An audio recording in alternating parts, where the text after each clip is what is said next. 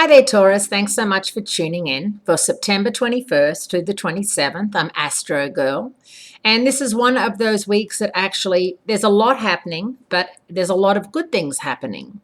Mars, the planet of passion, the planet of motivation, is moving into Virgo, which is your fellow earth sign and your romantic and self-fulfillment zone, which is a good thing. And it's going to be there for quite some time.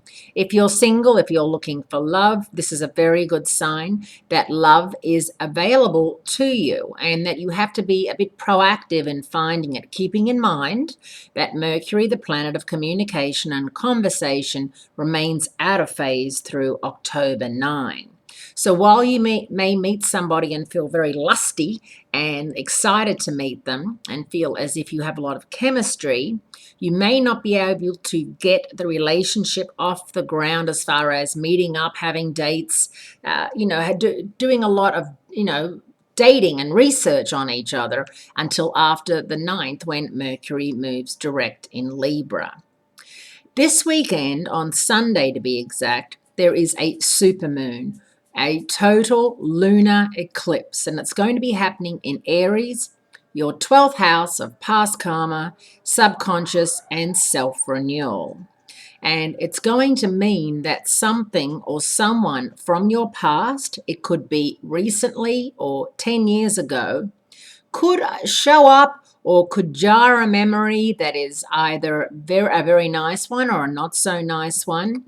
There's a very strong gravitational force around this lunar eclipse.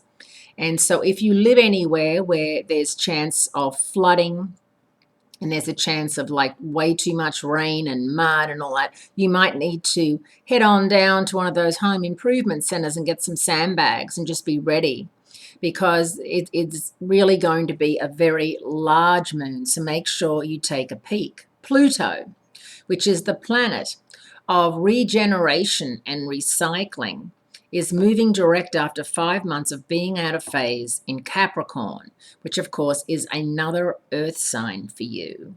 Pluto in Capricorn in direct motion signals a slow, unconscious and gradual return to peace and prosperity in personal, economic and political arenas. So that's going to be interesting. Of course, in the US, we're having all of our debates right now, and Donald Trump, who's a Gemini, is leading the Republican Party in, votes and people being interested in what he's got to say, and he's saying some very flammable and a lot of stuff about immigrants and a lot of things about women and all that sort of stuff. So it's going to be interesting when Pluto moves direct to see how that affects the political atmosphere across the world. It's not just the US, across the world, because there seems to be a lot of political upheaval, pretty much everywhere.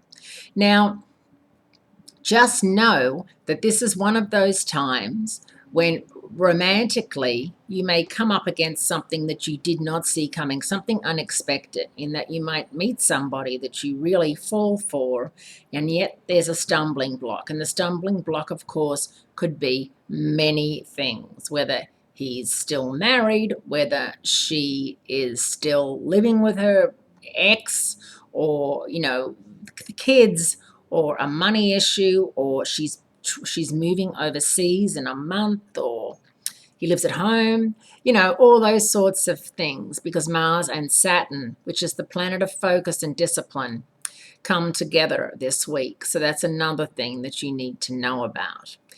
Anyway, the most important thing is that you handle Mercury retrograde and that you're aware that this weekend's supermoon is in fact going to be quite a supermoon. So as I said, make sure you have a peek.